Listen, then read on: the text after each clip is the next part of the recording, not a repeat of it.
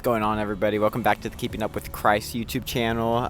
Just a disclaimer, I'm in Mexico right now and the background noise is going to be very loud most likely, and this is the only mic I brought is an Apple headphones mic, and currently I'm filming on a chair right now on a table as my tripod setup. So I'm just working with what I got right now. It's not going to be the highest quality video, but yeah, thanks for checking in again. It's my first video in a while. Been taking a break, not really focusing too much on the channel just because just busy past couple months. But while I'm down here in Mexico, I'm definitely going to make an effort to try to at least upload on a pretty consistent basis, like every other week. So today I'm going to be talking about my testimony, and I wanted to make this video back in June because that was my 4-year anniversary of coming to Christ, and I just felt compelled to share my testimony with those who have never heard it. I have a podcast episode about it, but it's really long. Honestly, I kind of yap a lot, and I'm going to try to keep this like under 15 minutes at most. If you're new to the channel, obviously I would appreciate a subscription or a like or a share for the video or the channel. So I'm just gonna waste no more time going forward and share my testimony. Okay, I'm just gonna start off with my childhood, and I'm gonna be looking to my right because that's where my notes are to keep me organized and on a good pace for the video. So yeah, starting from my childhood, I didn't grow up in a really Christian family at all. It was a very moralistic family with some background in my mom having a background in Jehovah's Witness, but I didn't grow up Jehovah's Witness. I just knew she was Jehovah's Witness and she would talk about God and Jesus, but obviously I didn't know what Jehovah's Witness believed, so I just thought, oh, okay, the same God that my mom would talk about and had an experience with was the same God in the Bible. So that was like kind of the religious background I had. And I grew up in a good environment. I didn't grow up in like the ghetto or anything like that.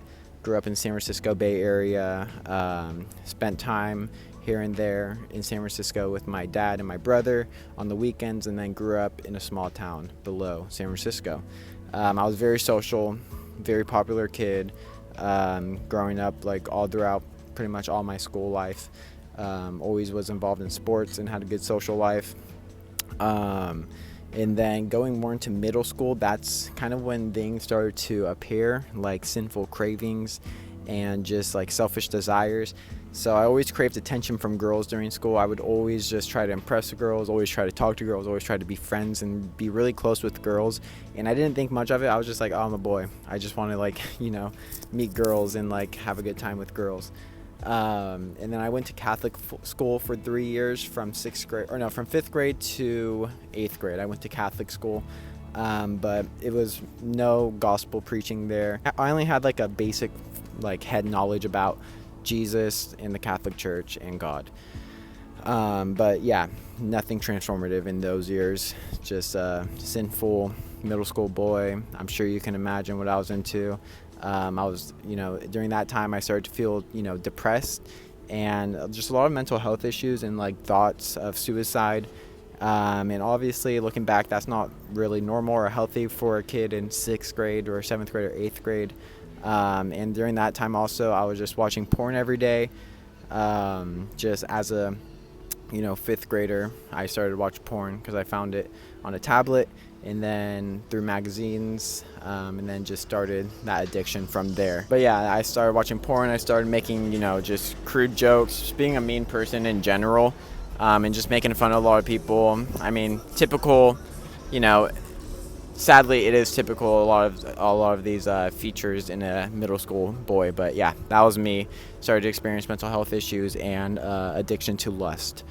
And then fast forward to high school, this is really when all of these desires and sins started to just really explode and take control of my life. All of these attitudes and sins worsened like by 10 times. I started to party. I started to hang out with bad influences. I started to do drugs. I didn't really drink as much, but I would at parties.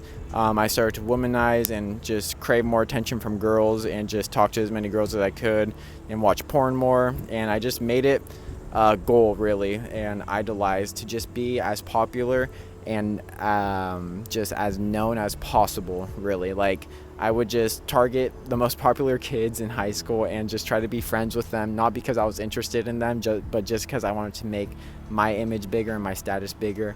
because I like the attention from so many people, and especially the girls.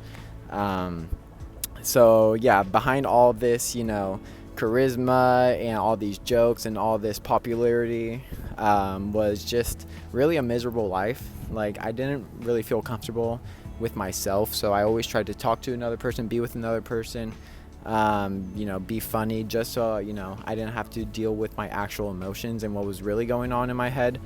And I was still feeling like depressed from here and there, really relying a lot of my mental health on women, and whether they rejected me or not, and whether my love life was going good, if you can even call it a love life there. And I was just empty and feeling alone, really. I had really good friends, but I could never bring my true emotions and my true feelings to them, and just open myself up to them or my family even. I was really dismissive of my family life during high school. I would pretty much just spend all my time with my friends or in my room playing video games. So my home life was about the same, getting in fights with my mom, just verbal fights, and just not really listening to anything my parents had to say. And really, I was just living a purposeless life. I wasn't even thinking about after high school. I didn't even know, I didn't think that far about what I wanted to do with my life. I was just living in the moment in my own sins, and it was just blinding me from, I was in sin so much that it was blinding me from my own sin. I couldn't see how destructive my sins were. Obviously, you can't without God, showing you, or the Holy Spirit convicting you, but I just really didn't have any motivation or purpose to keep going forward in life. And then going forward, when I was around 16 in quarantine, this is when quarantine began, all of these sins pretty much just worsened because I was just in my room, just by myself, really, not really interacting with anyone, just my friends over the phone and playing video games, and just, stuck behind, the walls and inside in the house, just continuing to watch porn, continuing to just be a bad person. I got into a fight. I just did more drugs. I tried psychedelics, just smoked more weed, and just continued to be miserable, really. And then fast forward to the beginning of 21, this is when I first started to hear from God and see God move in my life. And during this time, if you were to ask me, all throughout high school, if I was Christian, I would say yeah, just because I went to Catholic school, and just because growing up I would pray to God to, just have this girl like me, or get an A on the test or something like that. But yeah, I didn't know the first thing about the gospel or the Bible or Christianity in general, really. And then one night in February of 2021, when I was high, I started to get a really bad panic attack. It literally felt like I was having a heart attack. My heart was hurting every thump, and I was just really anxious. My arms were numb and everything. I was like, oh my gosh, I'm actually about to die. And then I remember just crying out to God. This is at 2 a.m. I was crying out to God, just God, please, I'll never smoke again. Just, I don't want to die tonight. And I obviously didn't die that night, and God had mercy on me. Continued to have mercy on me, even though I promised him I'll never smoke again. I just kept on, doing these bad things, hanging out with bad influences, just being not a good person, and just being miserable, really. And this was around February, and then fast forward to April, I was still between February and April, I was still having these panic attacks, and just I really started to fear God more, but not in a healthy way, more in a way of oh my gosh, God's gonna strike me down. And from February to April, I was feeling like that. And then April 2021, Easter weekend, I was sleeping over a friend's house, and we were just having a sleepover, and I woke up that morning, and this time I really did feel like I was having a heart attack. I woke up and my left arm just got shocked, and just it felt numb from my elbow down. And I was really just afraid. I went to the bathroom, and I was watching videos about what to do when you're having a heart attack, and I was just freaking out. Obviously, it was a panic attack. I didn't know that at the time, but I walked home, and then I just came home to my mom, and I was just freaking out. And then I went to bed, and then from that point on, that's when I really started to be more reliant on God and started to see like I'm living a miserable life and I'm not happy. And I know and I've heard that, Jesus is a good person. Jesus is, holy. So I want to look into him more. So I started to, from April to June, just, pray more, watch YouTube videos about Christianity. I started to go to a church in San Francisco. And I just really began to see these prayers that I was getting answered about my anxiety. They were being answered from Jesus. He was taking away my anxiety pretty much day by day.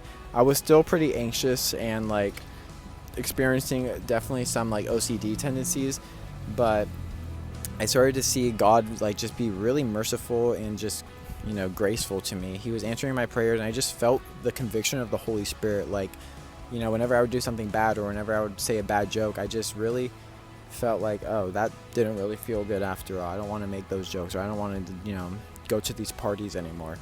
And then in June 2021, that's when I decided, June 12th, 2021, that's when I decided to get baptized.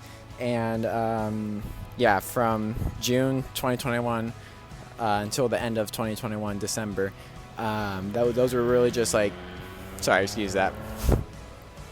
Those were really just transformative months for me, because although I would say I didn't really understand the gospel fully, I definitely felt the Holy Spirit really convict me and push me to just become more holy like Jesus, and to really read my Bible and to get plugged into a local church. And during June from June 2021 to December 2021, yeah, that's what happened in those months. Like, I really just began to grow in God more, and slowly but surely God actually showed me the purpose of what it means to live a Christian life, a sacrificial Christian life, not just saying I'm a Christian, I can do whatever I want now. It's more like, okay, I'm a Christian and I believe in the gospel that without Jesus I'm going to hell because I'm a sinful human being and I could do nothing to get my way into heaven. And that was huge for me. Sorry, I was getting a phone call. But yeah, so during June 2021 and December 2021, I was really just living a works-based faith. I didn't really know what it meant to believe in the gospel and know that Jesus died for my sins once and for all. And because of him, I can now get into heaven through his sacrifice. And that really hit me in the end of the year in December 2021. And I was like, wow, like that's what it really means to be a Christian and to live out the gospel. And it just from 2020, the end of the 2021 until now, God has just, grown me so much. And I'm just so grateful that he's just changed me. I'm sure people who knew me in high school can see the difference. And that's nothing because of me. That's all because of God. Like, if I were to still be in my sins, I would never want to get out of my sins. Like, when you're in your sin and without God, you don't want to, come to God, because sin is, more pleasurable to you than obeying God. But yeah, I've just seen the sanctification and the transformation in my life, and just seen, how God's given me a new purpose and new hope and a new everlasting peace, really, and how he's been using me over the past 3 years, in my family's life, in my friends' lives, and my church, and I'm just beyond grateful. Yeah, that's pretty much all of my testimony, like, summed up pretty quickly. There's some other details that I probably missed, but yeah, I just wanted to make this video to kind of just remind myself. I like reminding myself of my testimony. Hopefully this can inspire you guys, and just, yeah, see how God is all loving and all merciful and just all powerful and just totally worth it. Like, I don't know where I would be without, God, and I don't know where I would be if I weren't Christian, to be honest. I'd probably be dead or just really miserable. And that's just the truth, honestly. But yeah, I hope you guys have a great day. Subscribe, share this video, and yeah, love you guys. God bless.